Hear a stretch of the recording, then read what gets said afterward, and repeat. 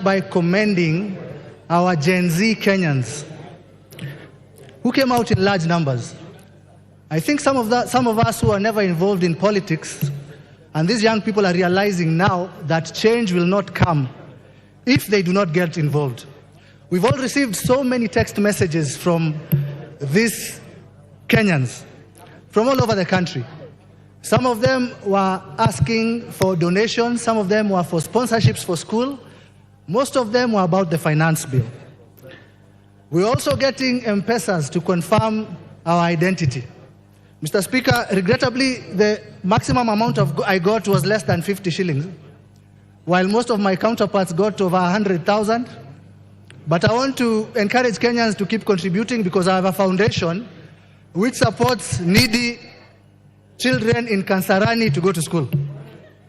I understand the frustration of these Kenyans. When there is a tax on bread, when they do not have jobs, I understand why they would go on the streets. When you have failure in collection of taxes and never achieve the target, and you see bloated budgets and expenditures, it is very likely that people will go on the street.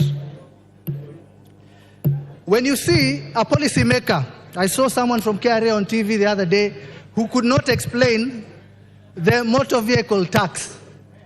This only creates the perception in the public that these taxes are out there to hurt them and not to help them.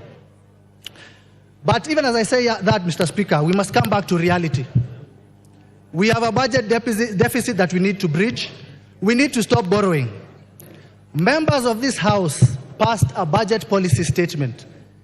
I talked to one of my colleagues here and he told me we will pass the budget policy, but we will reject the finance bill. You know, when we talk about integrity, we need to start there. The changes have already been made, and I want to commend the Finance Committee. The VAT on bread has been dropped. The excise on vegetable oil has been dropped. The motor vehicle tax has been dropped.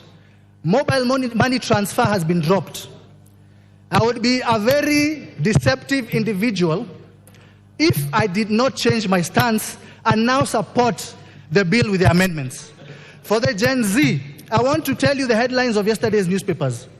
Nation headline said, Ruto backs down.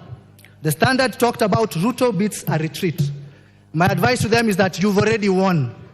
In terms of the budget policy, the changes have been made in the finance bill, and you should be celebrating. And with those